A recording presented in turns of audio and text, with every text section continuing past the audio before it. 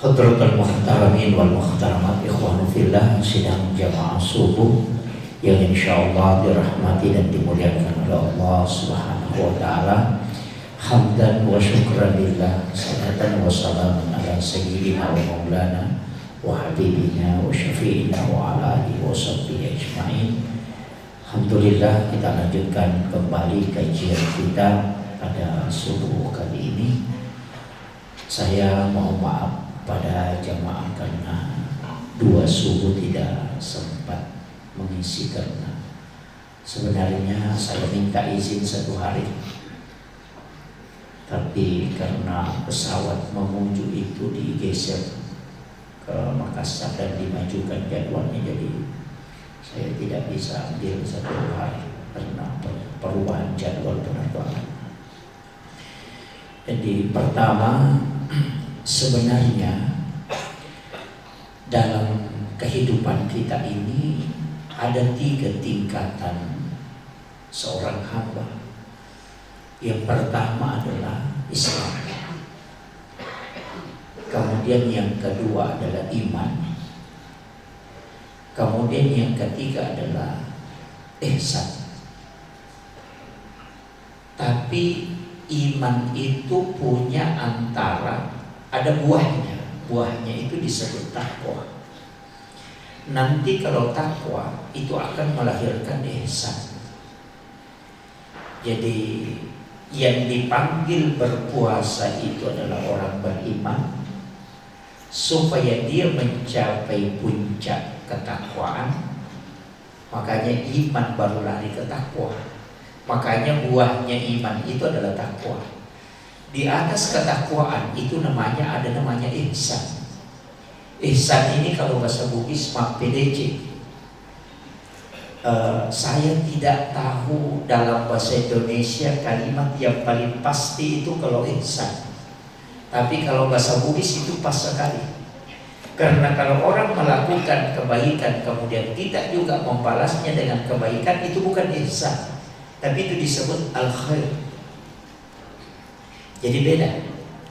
Kalau ihsan itu orang melakukan keburukan ke kita, kemudian kita balas dengan kebaikan. Nah, itu namanya ihsan.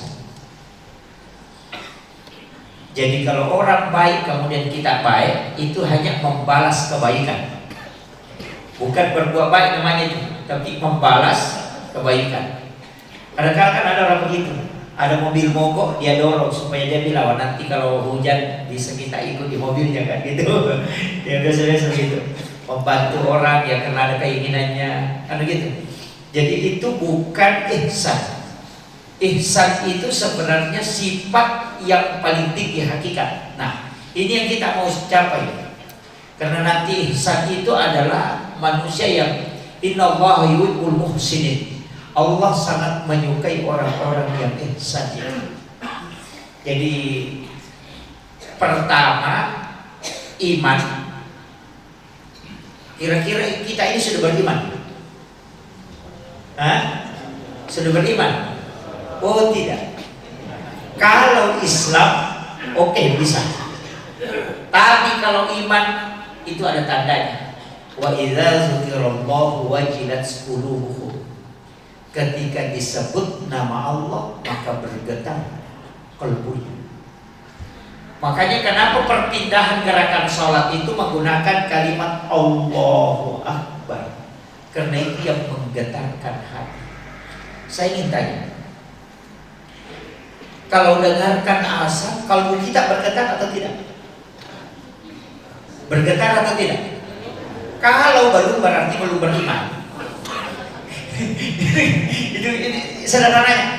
Kalau tidak bisa dipahami, saya putar sedikit, putar haluan. Saya tidak lari ke iman. Bapak ibu ini pernah muda kan? Pernah jadi anak muda. Ibu-ibu pernah jadi gadis. Kalau waktunya kita anak muda, nah ada gadis yang sangat kita sukai, cintai. Ketika disebut namanya, apa ada di dalam sini bergerak? Itu namanya wajilat qulubuhum, bergetar. Sebut Maryam, si Maryam, langsung begitu. Bahkan sahabatnya saja Maryam lewat, itu ada temannya ini, mungkin ada di belakangnya. Itu namanya bergetar. Itu karena cinta kepada seseorang, itu membuat ketika namanya disebut itu bergetar. Nah, itulah yang disebut dengan cinta. Karena cintanya itu, kalau dalam Islam itu karena cinta kepada Allah, itulah tanda iman. Makanya kalau orang mengatakan Allahu Akbar, Allahu Akbar, nah belum bergetar di sini, itu belum beriman, baru berislam.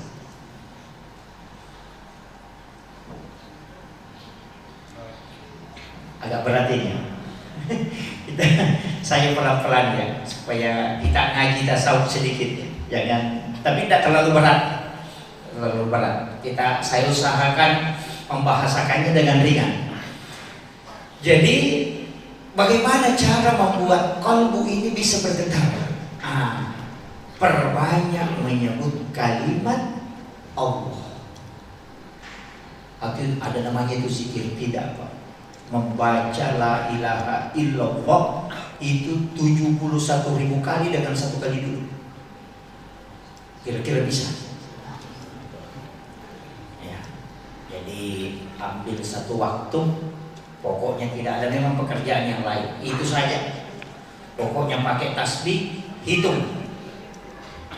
La ilaha illallah, la ilaha illallah, la ilaha illallah.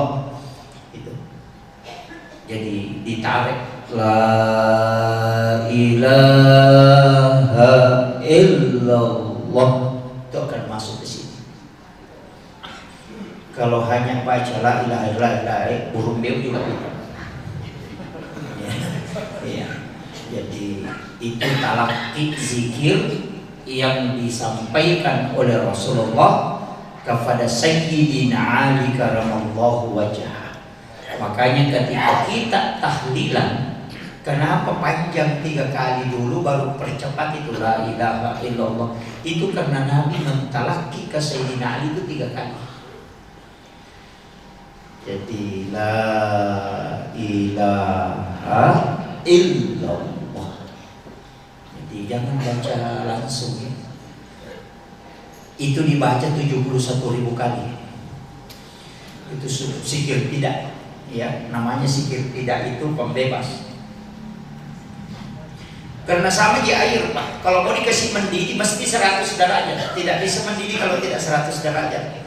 Nah kalau kalbu ini terbungkus belum tembus, itu mesti 71.000 kali baru bisa tembus. Ada yang tidak sampai, ada yang hanya sampai 60.000 sudah tembus. Itu sudah los, bunyi sendiri tuh. Itu sudah tembus itu. Sama dengan air yang mendidih itu menggelembung. Itu. Berapa derajat baru bisa mendidih? 100. Kalau besi berapa? 400 lebih. Nanti 500. Jadi kalau hatinya banyak, banyak kali ini. Tapi kalau hatinya hanya air atau hatinya sudah mulai mau mendidih, itu sedikit saja. Makanya ada orang dikasih sedikit, kau baca 1000. Yang satunya dikasih, kau baca 100. Yang satunya kau baca 40. Karena kalau itu tergantung, sama di baju. Kalau kotorannya banyak sekali, itu harus dibersihkan betul. Sama di kamar mandi kan. Kalau keramiknya kotor 3 bulan tidak dibersihkan atau hanya disiram air saja, itu harus digosok dulu itu. Bahkan pakai prostek esos ya, pakai SOS, itu seperti gelar saya itu. Ini Pak Pertakol ini tidak pernah benar menyebut nama gelar saya. Dia sebut S baru esos gitu. Jadi SOS itu sarjana pembersih lantai.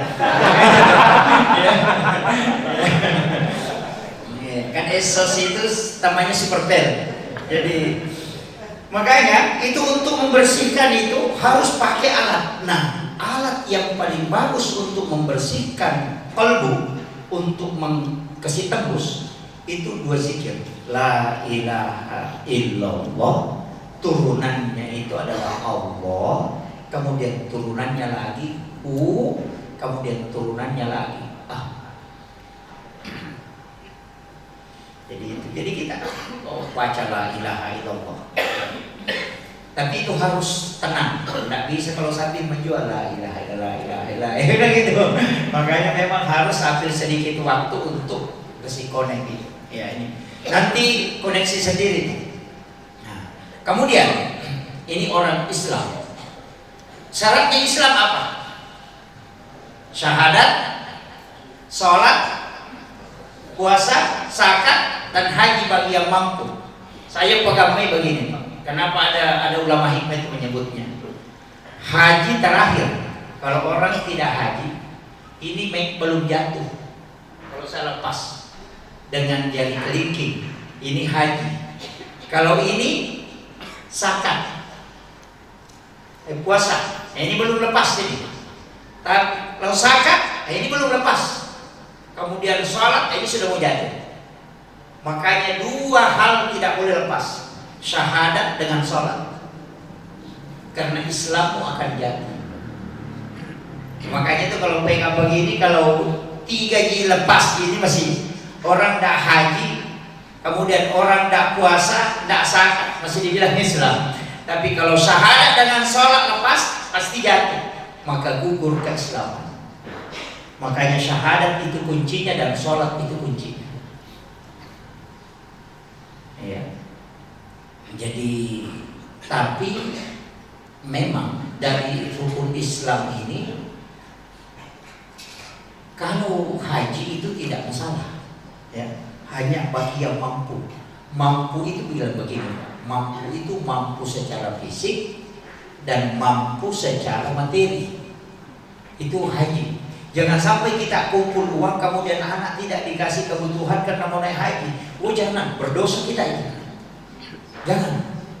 Ada ibu-ibu itu kumpul uang, bahkan tidak kasih belanja ke apalagi kalau suami, kumpul-kumpul uang mau naik haji. Itu Anda tidak mampu, tidak usah dipaksakan.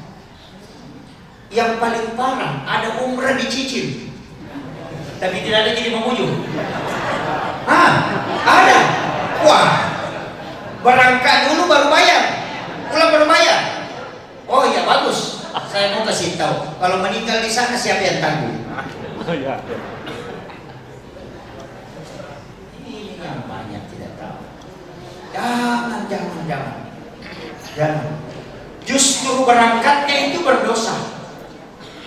Membayar utang itu wajib, sedangkan melaksanakan umrah itu sunnah. Jadi kita mengorbankan kewajiban hanya menunaikan yang sunnah. Itu sama persis jual helm, jual motor beli helm, itu persis sama. Atau jual HP untuk beli pulsa, itu sama. Kan gitu. Jadi utang itu kan nanti menjadi kewajiban ketika mau dibayar. Kan gitu. Hanya menunaikan yang sunnah, kemudian berutang, oh itu batal. Nanti kalau meninggal di dalam kubur dia bilang, saya sudah umrah. Malaikat bilang belum lunas. Nah, ini mau apa? Ini nih. Makanya jangan bu, ibu-ibu, tidak ada nih kalau ibu-ibu ya. Banyak. Wah, ini ibu-ibu ini parah ini. Jangan berangkat. Makanya ibadah umrah itu kenapa Nabi sangat mudahkan pahalanya? Mudah sekali. Melayani suami dengan sempurna. Kemudian suami merasa senang. Maka apa kata Nabi? Itu mendapatkan pahala umrah sekali. Makanya bapak makanya bapak-bapak harus minta kopi istri saya mau umrah. Itu hadis. Dulu itu saya bilang begini Pak, orang berangkat umrah puluhan juta, waktunya sekian lama, kemudian perjalanannya melelahkan, ibadah dari ibadah ke ibadah. Kenapa kok Nabi gampangkan sekali pahala umrah? Gampang sekali Pak. Sholat sunnah duha 2 rakaat kata Nabi. Bahkan sholat sunnah subuh yang kita lakukan, sholat isya ini yang kita lakukan setiap pagi, itu bukan hanya pahala umrah. Haji dan umrah bersama Rasulullah 3 kali.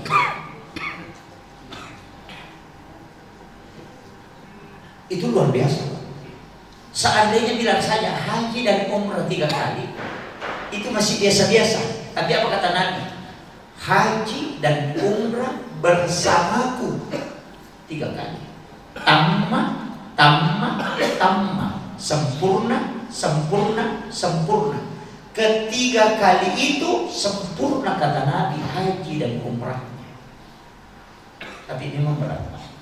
Sholat sunnah suruh itu berat. Karena kadang orang sudah sholat subuh langsung kabur. Ada memang orang juga itu Pak sudah menghadap keluar sandalnya itu sudah dibalik memang begini. Nanti kamat orang baru lompat masuk. Assalamualaikum, assalamualaikum, langsung lompat keluar. Itu anak pertamanya iblis itu.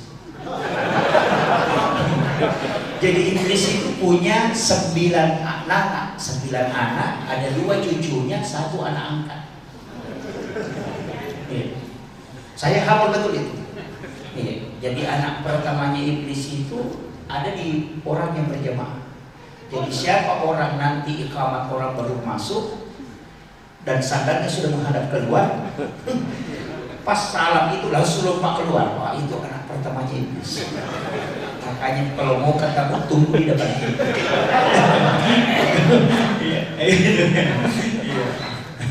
Anak keduanya itu ada pada penjual yang mengurangi timbangan. Makanya kalau ada orang mengurangi timbangan itu ya, itu anak nomor 2 nya iblis. Jangan dibahas, nanti banyak yang kena. Kita tinggal di anak berapa kira-kira ini. Kemudian, jadi ini penting saya wasiatkan, hati-hati. Sebenarnya Nabi itu sudah kasih kita bonus betul. Jadi Nabi itu sudah tahu bahwa nanti umrah ini menjadi orang berlomba-lomba. Dan orang yang sholat sunnah Isra itu dijamin haji dan umrahnya pahalanya dijamin. Kalau pergi umrah belum tentu diterima kan? Jadi parah. Makanya saya tidak sebelum berangkat itu perbaiki dulu. Siapa tahu ada tetanggamu tidak perlu ngomong sama kakak, jangan berangkat. Nanti datang di situ bilang labbaik Allahumma labbaik. Allah bilang la labbaik, tidak ada yang panggil kau ke sini. Itu tetanggamu di sana kau belum pokok. Ini penting saudara. Jadi pahala itu sangat mudah. Tapi pahalanya bukan syariat ya. Kalau syariat beda. Syariat itu lengkap. Kalau pahala itu hadiah yang diberikan. Jadi itu makanya kalau mau banyak pahalanya, sama kalau orang buka puasa, kita kasih buka orang 10, itu kita dapat pahala puasa 10 itu. Makanya Islam ini luar biasa. Sama dengan sholat yang kita lakukan kalau sholat sunnah tawabin. Itu kan sama dengan 12 tahun sholat, itu luar biasa. Makanya ada orang nanti itu Pak Diari kemudian ketika dihitung umurnya, terlihat tercatat umurnya dia hidup itu cuma 50 tahun. Tapi setelah dibuka kitab catatan amalnya, umurnya di situ tercatat 50.000 tahun lebih. Dari mana? Karena pahala sholat yang dia lakukan itu terhitung. Nah, makanya itu yang disebut dengan umur yang pendek tapi barakah.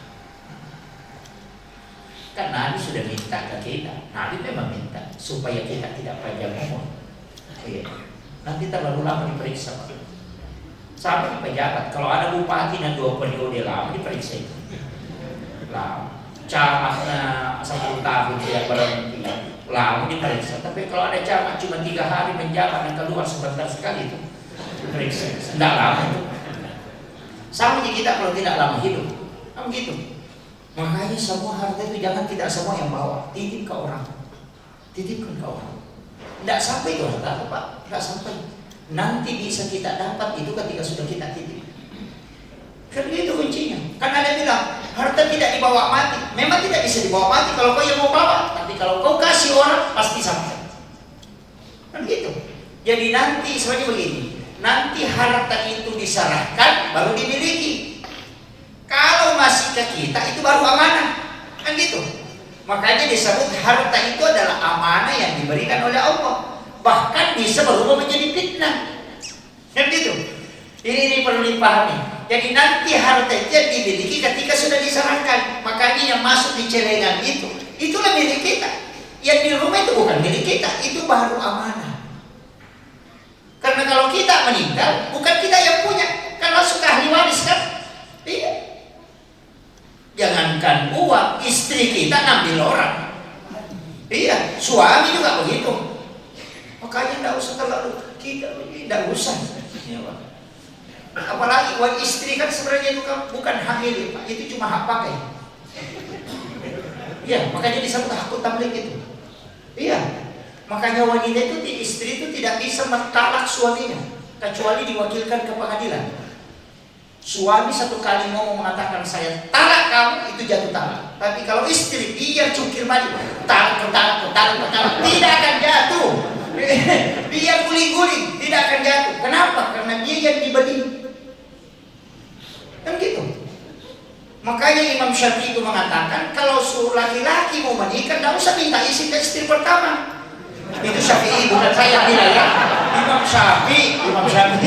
Jangan saya disalahkan ini. Ini saya kasih tahu. Alasannya kenapa? Tapi saya tidak suruh menikah ya. Alasannya kenapa? Imam Syafi'i mengatakan tidak usah minta izin. Karena dia yang dibeli.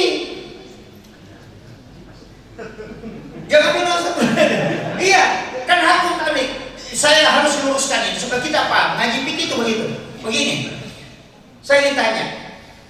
Ketika kita misalnya mau beli HP, kita bicara HP, mau beli HP, kita kan tahu ini HP harganya berapa.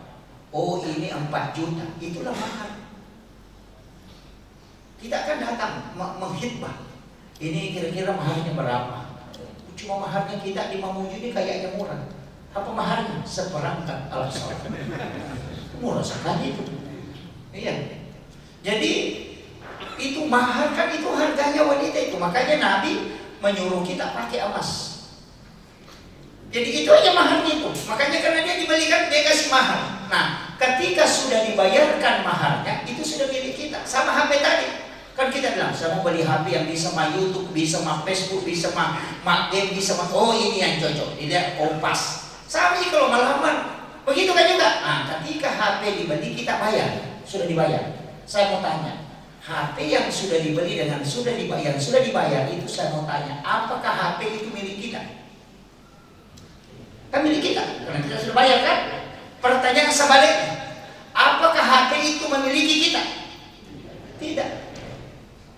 Makanya suami istri itu bukan hak milik, itu hak pakai.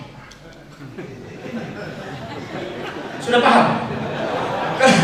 Ini kalau ngaji pikir apa? Ya memang sama dengan HP tadi. Karena dia yang dibeli, maka HP tidak memiliki kita, tapi dia punya tanggung jawab, kewajiban ke kita untuk mengikuti perintah. Dari situlah kenapa istri mesti mengikuti perintah suami daripada perintah orang tuanya. Di situ. Karena dia sudah dibeli. Makanya jangan sembarang menyerahkan anak ke laki-laki yang tidak beres. Kan gitu. Karena memang dia membeli, kita serahkan sepenuhnya itu. Masa kita didik berapa puluh tahun? 25 tahun, 30 tahun kita didik, mulai dari kecil. Baru kita serahkan ke orang yang tidak beres. Kan kita dengan harga seperangkat alat sholat. Jadi masalah. Itu bahayanya. Jadi saya kasih catatan ini. Makanya ketika wanita, tadi kembali ke HP. Ketika HP ini saya mau tanya, bolehkah HP ini diambil orang ketika saya sudah membelinya? Kan tidak bisa. Dari situlah kenapa wanita yang sudah menikah itu tidak boleh menikah dengan orang lain, dengan dua laki-laki. Kemudian saya mau tanya, kalau saya mau beli HP, haruskah saya minta izin sama HP tadi yang satu? Kan tidak. Itulah alasannya Imam Syafi'i. Gitu. Makanya dia bilang kalau mau beli HP baru, tidak usah minta izin ke HP yang satu, karena dia yang dibelikan. Itu alasannya. Jadi pikir itu. Makanya disebut. Makanya kalau bapak mau beli HP baru, tidak apa-apa. Tapi tidak usah beli HP baru, casingnya saja yang diperbarui. Kan gitu. Makanya istri itu Pak, kalau ngomel, istri ya kalau ngomel, dia pakai saja. Karena memang semua pekerjaan itu kan dia kerjakan. dia yang hamil, dia yang dihamili, dia yang melahirkan, begitu. Kemudian dia menyusui anak, dia yang menjaga anak. Nah itu kalau tengah malam bangun anaknya menangis, itu bapaknya bangun, dia tidak urus anaknya itu. Pas dia kok istrinya, menangis anaknya, padahal anaknya juga. Kan gitu. Sebenarnya itu kan tugas istri itu. Tugasnya itu hamil, melahirkan, menyusui, merawat anak, mendidik anak. Itu tugasnya. Memasak itu bukan tugas pokok. Mencuci itu bukan tugas pokok. Makanya Rasulullah itu mencuci pakaian sendiri. Jadi sebenarnya mencuci dan memasak itu bukan tugas pokok istri. Itu kalau suami kerjakan itu lebih mulia. Ya. Iya. Itu lebih mulia, Pak. Makanya Nabi itu kan memasak. Nabi itu mencuci pakaiannya sendiri. Nabi itu menjahit bajunya sendiri, pakaiannya, memperbaiki sandalnya sendiri, memerah susam. Itu pekerjaan. Bukan itu di pekerjaannya. Istri itu taat ke suami, kemudian yang kedua dia dihamili, kemudian hamil, melahirkan, menyusui, mendidik anak. Itu tugasnya. Itu tambahan, itu mestinya tugas suami itu, Pak. Memasak, mencuci itu, mengeringkan baju itu. Iya, belanja di pasar itu tugas suami itu. Mencari nafkah tugas suami. Iya. Tapi diambil semua istri sekarang kan. Mencuci dia tuh. Itu betul. Betul ini. Untung ada lantai 2, Pak. Kan saja jadi bawah ini. Iya. Itu kan diambil semua. Makanya kalau istri marah-marah, maklumi, paling susah pekerjaannya. Iya. Nabi ini perempuan, coba laki-laki, Pak, mau kita tukar pekerjaan sama istri kita. Biar istri ke kebun. Kita mulai mencuci, merawat anak, mengeringkan baju, melipat, melondri, pokoknya kerja semua. Memasak, saya yakin 2 hari baru dia bilang ampuh, kembali ke balik. Dan begitu. Iya, berat itu. Kalau bukan orang ikhlas kerjakan itu tidak mungkin. Bapak-bapak juga ini perhatikan betul istri. Kenapa? Kita itu waktunya belum menikah, minta betul kepada Allah. Ya Allah, berikan jodoh yang terbaik. Kadang kalau sudah mulai pacaran itu apa dia bilang, ya Allah jadikan dia jodohku. Kalau bukan jadikan, pokoknya jadikan. Kan begitu? Iya. Jadi kadang itu dia minta, tapi setelah menikah dia tidak perhatikan keluarganya. Kadang dia marah. Itu titipan Allah di hati. Anak itu titipan Allah, makanya disebut amanah, bukan milik kita. Ini penting, hati-hati. Saya tuh anak sering saya kasih tahu, bapak ini hanya diberi amanah. Begitu. Makanya jangan terlalu bersandar kepada suami. Jangan terlalu bersandar ke dia, tapi bersandar ke Allah. Insya Allah nanti akan dijaga kalbunya. Itu kuncinya. Kan ada yang bilang, waduh bagaimana nanti kalau mati suami? Nah, bukan rezekimu di situ. Iya. Allah yang akan menjaga. Cuma kita harus taat. Makanya istri kalau sudah taat itu sudah di surga. Kan 3 dikata Nabi. 4 ya. Pertama menjaga puasa, sholat fardu. Yang kedua puasa. Kemudian yang ketiga syahwat. Kemudian yang keempat taat kepada suami. Itu yang 4. Kalau ibu bisa lakukan itu, apa kata Nabi? Dia akan masuk surga melalui pintu mana saja yang dia mau pilih. Coba, semua pintu surga dibuka. Tinggal mau masuk. Itu pintu surga tadi. Kau lewat sini, kau lewat sini. Siapa bagi siapa? Bagi istri yang bisa melakukan, menjaga sholat fardu, menjaga puasa wajib, kemudian syahwatnya dia jaga. Tapi apa kata Nabi? Malaikat Jibril akan turun nanti ketika Al-Quran sudah selesai. Itu Jibril kembali. Nabi menangis. Dia mengatakan, wahai Jibril, apakah engkau akan masih turun nanti? Karena ini sudah Al-Quran sudah sempurna. Apakah engkau masih turun ke dunia? Kata Jibril, saya akan turun nanti Muhammad, tapi di akhir zaman. Apa yang dia membuat turun malaikat Jibril? Yang pertama adalah mencabut malunya wanita.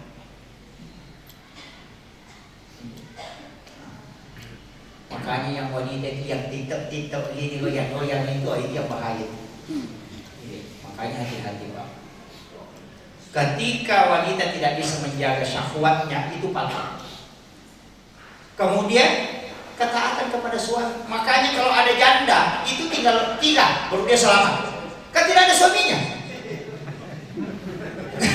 Iya, kan tinggal 3. Makanya janda itu cuma menjaga sholat, menjaga puasanya dengan syahwatnya. Kan tidak ada suami. Makanya janda itu bisa lebih cepat masuk surga daripada orang punya suami. Iya, betul Pak.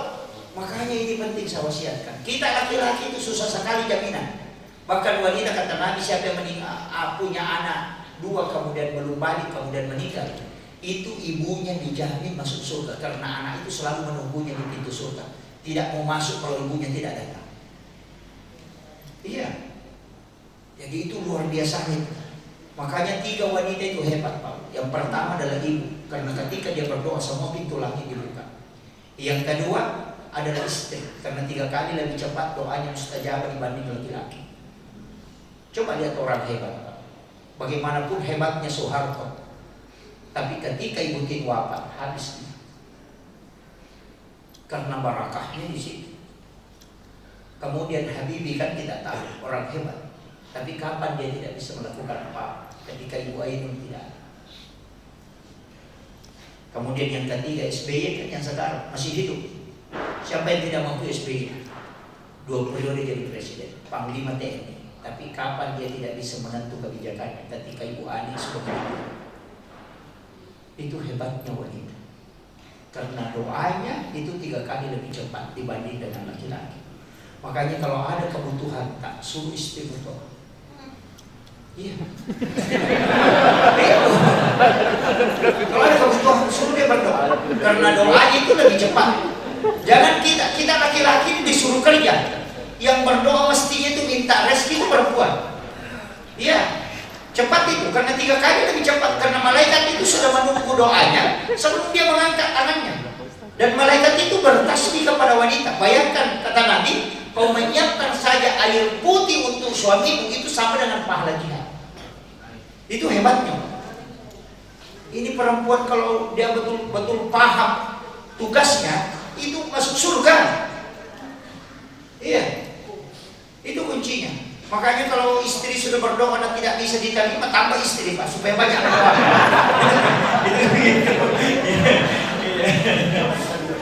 Iya. Langsung ibu-ibu di atas protes itu. Itu kuncinya sebenarnya. Kemudian yang ketiga adalah anak perempuan. Itu perempuan lagi. Siapa meninggalkan 2 atau 3 anak perempuan ahli ibadah, ibu bapaknya tidak disentuh api neraka. Bahkan Rasul mengatakan, jangankan disentuh api neraka, diperlihatkan api neraka pun tidak. Itu hebat.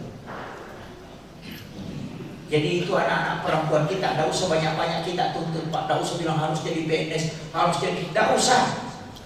Rezeki itu bukan dari situ jalur itu saja. Justru PNS itu terbatas rezekinya, ya kan? Karena gajinya pasti, kan gitu. Tidak usah terlalu anu Pak. Makanya PNS sebenarnya yang gajinya tidak cukup 1 nisab, kemudian dia pencaharian pokoknya cuma itu, tidak ada tambahan dan tidak cukup 1 nisab gajinya. Ketika dikalkulasi dalam jumlah 1 tahun atau dikalkulasi per bulan dengan mengikuti panen padi, maka itu tidak wajib zakat sebenarnya. Cuma ulama kita di pemerintah ini di Indonesia, di dalam hal ini Basnas, berusaha menjaga. Siapa tahu nanti harta ini kena zakat, makanya dia keluarkan memang 2,5. Makanya kalau dia tidak jadi zakat, nanti jadi sedekah. Karena sebenarnya pengeluaran itu Pak bukan hanya zakat, kan ada zakat, ada infak, ada sedekah, ada wakaf. Masih beda ya. Kalau zakat kewajiban, kalau infak itu harta, kalau sedekah itu umum. Makanya tersenyum itu sedekah itu. Tabassumu kabihi kalaka sedekah. Makanya kalau tidak ada uang, senyum saja. Ketemu orang itu sudah sedekah itu. Bahkan berjalan ke masjid itu sedekahnya tubuh. Ada yang orang lupakan, wakaf. Ini wakaf yang paling pokok Pak. Zakat itu kan memang kewajiban. Sedekah itu temporer. Tapi wakaf itu yang berjalan terus. Ya, mestinya kita punya wakaf. Masa kita yang kerja setiap hari utang panting, kemudian kadang ada yang kita mau makan, kita tidak beli karena mau kumpul uang. Kan biasa begitu. Ada orang begitu, Pak. Pokoknya kumpul uang. Ada penjual durian dan bilang, weh enaknya durian. Dia tanya, berapa? 100.000. Mahal. Padahal 1 juta uang di kantongnya. Karena begitu. Saya punya guru itu, dia kasih tahu begini. Aja mau seke kami ada muna, narik kumeko malomo dalle. Gitu. Makanya kalau mau makan durian yang uangnya tidak cukup, pergi beli pop ice rasa durian. Iya, saya kasih tahu. Iya, kenapa? Jangan kau menyiksa itu. Karena orang dermawan itu yang tidak menyiksa, karena semua tubuh ini berzikir. Orang kaya yang sesungguhnya itu adalah mereka yang tidak pernah kikir untuk diri. Ini kadang-kadang kita bilang enaknya tapi mahal, berapa banyak uang. Ini penting saya sampaikan. Makanya ya. Tapi jangan juga semua mau dimakan. Wah, itu jadi masalah. Ada juga istri itu gajinya suaminya 1 juta, pokoknya semua penjual lewat ditahan, semua penjual pantolan, singa, penjual singa, itu bikin ubanan suami itu. Gitu. Jadi itu kunci dalam agama itu. Makanya dalam diri kita ini sebenarnya Pak itu sudah disetting. Ya, makanya kalau mau selamat ini wakaf penting. Masa dikumpul harta kemudian kita tinggalkan? Iya, mesti ada wakaf, mesti. Kalau ada tanah, tidak usah dibagikan semua ke anak, jangan. Mesti ada yang kita simpan. Kenapa? Itu pahalanya nanti dan penghasilannya dimasukkan ke agama. Cari apa ke pesantren, apa ke masjid. Begitu. Masjid ini juga harus dikelola dengan baik. Ya. Masjid ini harus dikelola dengan baik. Makanya sebenarnya kalau ada orang mewakafkan tanahnya untuk masjid, jangan wakaf masjid, wakaf untuk pelayanan umat. Karena kalau Imam Syafi'i, kalau wakafnya hanya masjid, tidak boleh ditempati berkurban, itu tidak sah kurban. Kan kadang-kadang kita kalau berkurban kan di pekarangan masjid, sama dengan menjual. Kan ada orang biasa menjual di pekarangan masjid, kan gitu. Oh, itu tidak boleh kalau wakafnya untuk masjid. Tapi kalau wakafnya untuk layanan umat, itu sosial, pokoknya bisa dipakai semua. Makanya sebenarnya wakaf itu juga hati-hati pengelolaannya. Ini makanya kalau seandainya kita ini mengelola wakaf dengan baik, Pak, Islam ini tidak akan ini. Makanya saya bilang zakat juga di Mamuju ini jangan dikasih keluar. Jangan dikasih keluar ke keluar kampung. Ada yang orang di sini bekerja cari rezeki baru dia kirim ke Parepare. Jangan dikirim ke baru. Jangan. Zakat itu tidak boleh melewati jarak musafir. Bahkan ada yang mengatakan 60 kilo tidak boleh melewati 60 kilo. Dia harus dikeluarkan di sini. Kenapa? Allah itu sudah mengatur rezeki. Ada orang miskin di sini ada orang kaya. Disitulah diturunkan rezeki. Rezekinya orang miskin itu dititip sama orang kaya. Kan begitu. Jangan dibawa keluar. Ada yang bilang, ada saudaraku di situ, Ustaz. Jangan, kalau mau bawa ke sana, kasih sedekah, kasih infak, jangan kasih zakat. Zakat di mana dicari, di situ dikeluarkan. Jangan kasih keluar. Makanya banyak orang miskin itu gara-gara begitu, Pak. Di sini mencari, baru dikirim keluar. Nanti Bapak Ibu itu biar bayar zakat, tetap tanggung jawab. Nanti akan ditanya. Itu ada orang miskin di dekat rumahmu, kenapa kau tidak bantu? Oh, tidak, Pak. Malaikat, saya bawa ke Parepare. Langsung apa kata malaikat? Di Parepare itu ada orang kaya, tanggung jawab juga di situ. Karena kau tanggung jawab di lokasimu, makanya sebenarnya tidak boleh Pak dikasih keluar itu. Yang boleh keluar itu impaknya, kasih sedekah, bawa ke sana kalau mau kasih. Makanya jangan zakat saja yang dihitung. Ini penting ya. Ini kadang-kadang kita Pak banyak kan kayak di Papua itu. Saya pernah hitung zakat itu di Papua, kemudian dia mengatakan, kita bawa pulang, tidak bisa. Saya bilang, di sini kau keluarkan. Ini kewajiban di sini. Jadi makanya cari rezeki di Mamuju sini, di pasar sini, keluarkan di sini, Pak. Jangan dibawa keluar. Nanti kita kalau misalnya mengatakan ada keluarga di sana, ada orang miskin di sana, bukan kita yang ditanya. Kalau yang di sana, orang kaya di sana juga dipepek kepalanya, karena dia paling dekat di situ. Jadi itu per wilayah, sama aja dengan kepala desa, kepala lingkungan. Dia kan bertanggung jawab di lingkungannya, tidak akan ditanya di lingkungan lain. Orang kaya juga begitu, akan ditanya di sekitarannya, tidak akan ditanya yang jauh. Kan begitu. Ini penting saya sampaikan ini. Seandainya semua orang kaya Pak berzakat, nah tidak ada orang miskin. Cuma tidak bisa juga itu hilang orang miskin, tidak bisa. Karena nanti kalau kampanye bupati tidak ada kalkalnya. Tidak ada lagi mengentaskan kemiskinan. Padahal sebenarnya yang stres itu pemerintah. Iya, yang stres itu Basnas, yang stres itu bupati. Padahal orang miskin tidak pernah stres. Ya kan? Kadang-kadang juga saya bilang, ini juga orang miskin ngente-ngente sekali. Duduk di warung itu, minum kopi, merokok, tidak ada baiknya. Pemerintah stres itu rapat, bagaimana mengentaskan kemiskinan, begadang sampai 3 hari itu. Bagaimana mengentaskan kemiskinan, orang miskin santai-santai merokok. Saya bilang ini orang dipikirkan, orang tidak tidur memikirkan, tapi yang dipikirkan tidak pernah santai terus kan? Cuma dia orang miskin itu, enak sekali. Kadang tidur di becaknya, kadang di situ main domino sampai pagi, padahal pemerintah stres pikirkan dia. Dia tidak pernah stres kan gitu. Ini terkadang begitu. Jadi kadang-kadang orang miskin ini Pak santai sekali. Iya kan gitu. Tidak ada beban.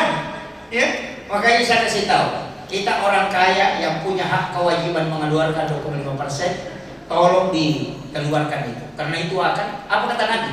Bahkan dalam Al-Quran itu, orang yang tidak mengeluarkan zakatnya, hartanya nanti itu akan menjadi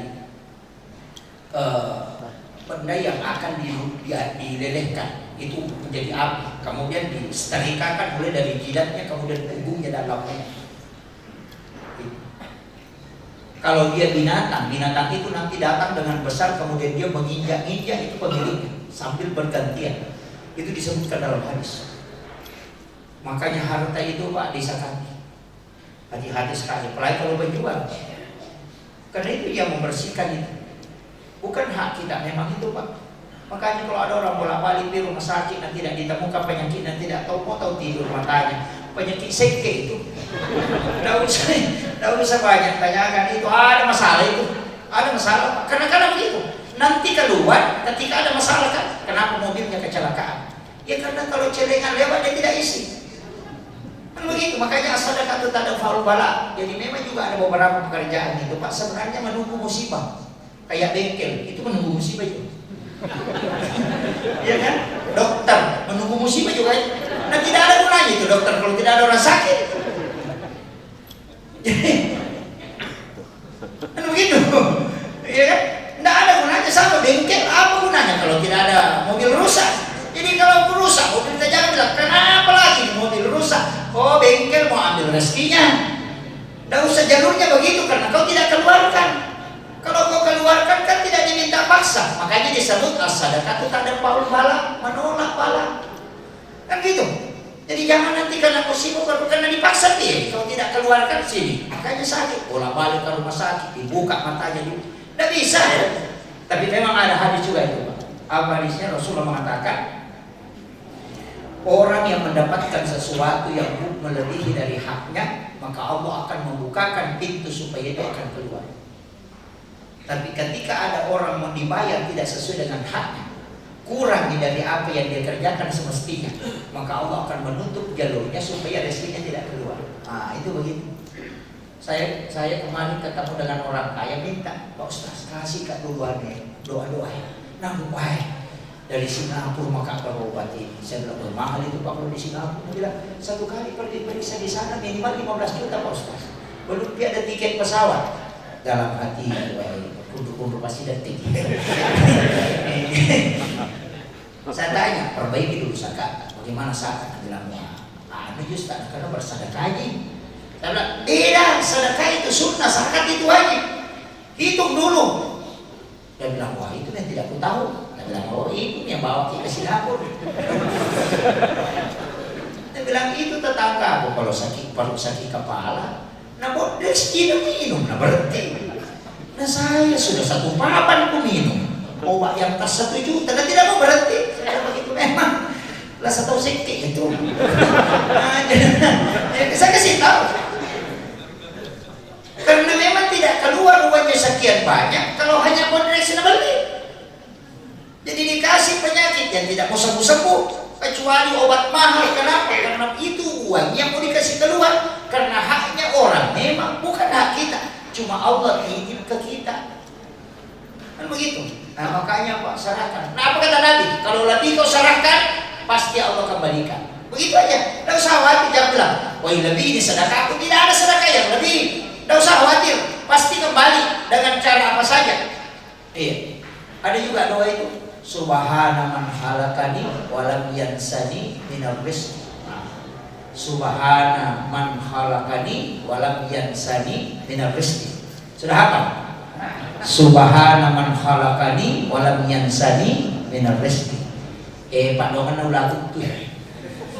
Kalau orang baca itu Pak bagian tidak punya anak bisa membantu, tidak ada lagi yang bisa bantu, bekerja lagi tidak mampu, tidak menentu pencahariannya, suruh baca itu 3 kali antara asar dan iqamah, 7 kali kalau sudah sholat maghrib, 7 kali kalau sudah sholat subuh. Yang penting ada rezeki di kampung itu. Orang sakit perut kalau dia tidak bawakan, biar tinggal di rumah itu dapat itu. Kalau mau masak ini tetangga dan dicium mau masak ikan, mau baca itu subhanallah. Nah bawa itu nanti pasti nanya. Nah sudah hafal? Jangan dijawab. Bahaya. Itu biasanya dipakai petugas SARA ya, yang biasa kesan tidak mampu lagi, tidak ada lagi, itu dibaca.